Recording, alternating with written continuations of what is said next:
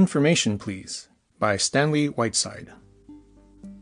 This is the story of how Joe Squeeb lost his job and got a better one, all because he threw a monkey wrench into the greatest scientific marvel of the 21st century. I know the story because I used to break news on the teletype for the BJ News Agency. The BJ News Agency has no ear for euphony, however, so I had to leave them, and I'm writing these memoirs while I wait for old BJ to apologize. The first release that touched on Joe Squeeb's case was ticked off by me on the master sender. I still got a copy, as follows. Sassoon seizes solver. Professor Connor claims in court that confiscation of brain machine is illegal. I remember I paused a couple of minutes for dramatic effect before I sent out the rest of it. Scientific circles seek solace in safe silence. Odds 10-1 on Sassoon. AP. The AP stands for me, Alfred Pennyweather, and the BJ News Agency always quotes odds for its customers, so they'll know how to write up the stuff in their papers. A little while after I sent out the release, old BJ himself prodded me in the ribs. BJ is a beetle-browed person with gruff voice and a red face which can wear a very unpleasant expression. He also has pale blue eyes like chilled marbles. Pennyfeather, he says, cut the comic headlines. Let our customers think up their own. You just give them the story. Yes, sir, I agree, but I don't like that crack about comic headlines. And get some dope on the solver, he growls as he stamps out. Make it brief. Well, our files had plenty on the solver since it was a hot news item. They claimed it could answer anything. It was a machine that covered an acre of floor and stood about 30 feet high, all full of wires and relays and counters. Also, there were tanks of stuff that the inventor called the biochemical conceptors. These tanks were hooked up with 1 million fine wires from one tank to the next and all tied in with electronic tubes. It was a sort of super brain. The solver was invented because the human brain is limited to a few concepts at one time. Science needed a brain that could juggle a whole bunch of ideas simultaneously. And since the solver was fed only facts, its multi-brain wasn't cluttered with useless junk. It had taken months to build it, and a lot of dough. So the scientists weren't anxious to have it snitched from them by any politician like Sassoon. I called up Professor Connor, the inventor, and told him who I was. I have no comments for the press, he says tartly. In the visiplate, his beard was thrust forward so pugnaciously that it was all out of focus, and I had to peer through the brush in order to see his face. Take it easy, Professor, I smiled suavely. The press is your best friend. If you're getting a dirty deal, we will tell the whole world about it. Are you going to appeal the court decision? Yes, he says after a pause. I am. He strokes his beard so that it clears from the visiplate, and I can see a fairly benign-looking old geezer. I was only defeated on a technicality today. As inventor and owner of the solver, my rights are patent. How come Sassoon grabbed your gadget, Professor? The solver is not a gadget, he snaps. It's a delicate machine and dangerous. The man who controls it can solve any riddle given time. Therefore, it should remain under scientific control. It belongs rightfully to the science department. Yeah, but how about Sassoon? The professor's snort rattled the receiver.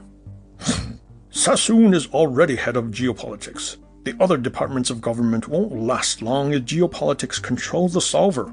Sassoon is an unscrupulous bandit. And the professor snapped off his set. Maybe he was right. In the newsroom, it was no secret that Sassoon was going to be the big shot or bust. In fact, I had a dilly of a headline all cooked up for the day Sassoon seized the scepter. The following morning, however, the news wasn't so funny. Professor Connor was going to see his lawyer that day. Here's the teletype copy. Professor Connor killed in crash. Car collides with cab at corner of 5th and Grand. Connor's corpse consigned to crematory. Odds 50-1 on Sassoon. AP. Old BJ raised holy Cain over that one. Connor's corpse consigned to crematory, he yowled. One more crack like that, and you, Pennyweight, are fired. Pennyfeather, I corrected BJ. Featherweight,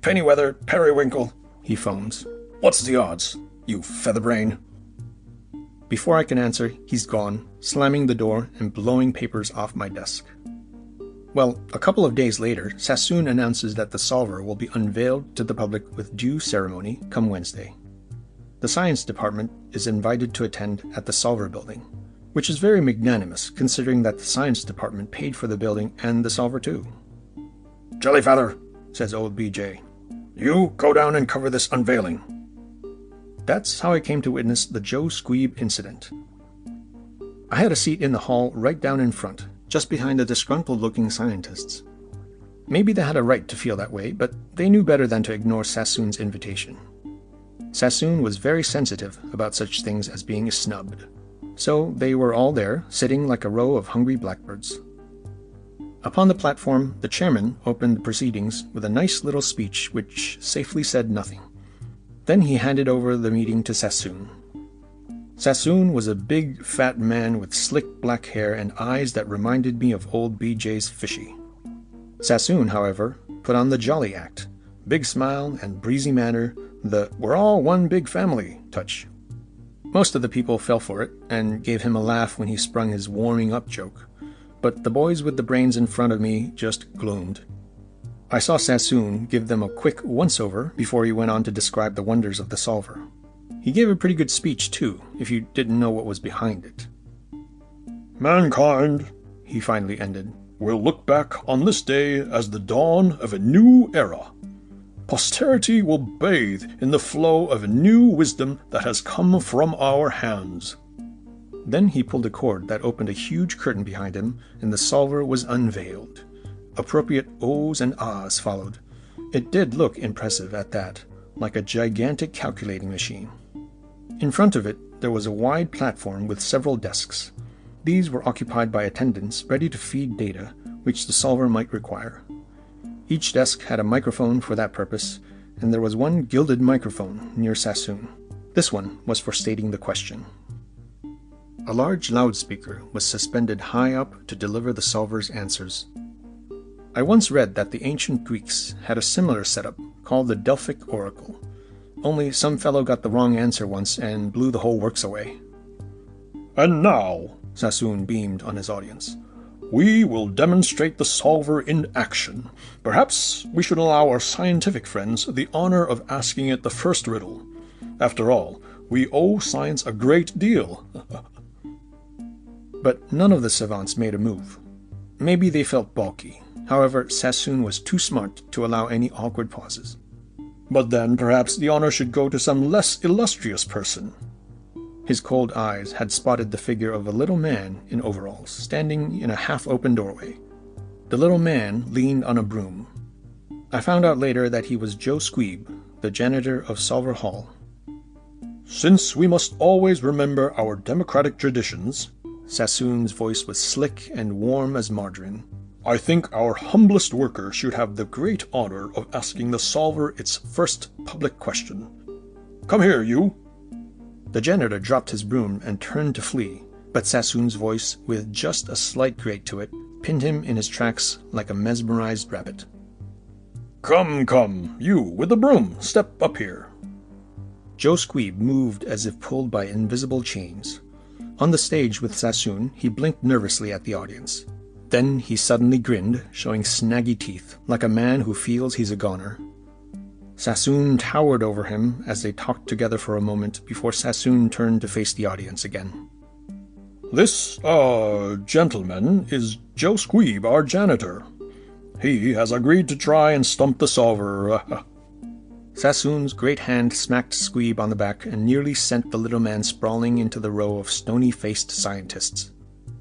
"And now, Mr. Squeeb, ask your question." Sassoon pushed him to the gilded microphone. Squeeb's Adam's apple bobbed. He shuffled his feet and twisted his scrawny neck. I heard his panicky whisper to Sassoon. "What'll I ask it?" Come, Sassoon frowned heavily.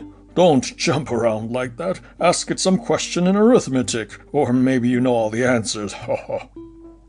Squeeb rolled his eyes. I guess he wasn't used to thinking, because he acted as if he was in pain. Then, suddenly, his face lighted up. "I got it," he said triumphantly. "I remember a problem that stuck all of us." Evidently, he had dredged the depths of his mind for some long-forgotten problem of high school days. "All right." Sassoon switched on the control.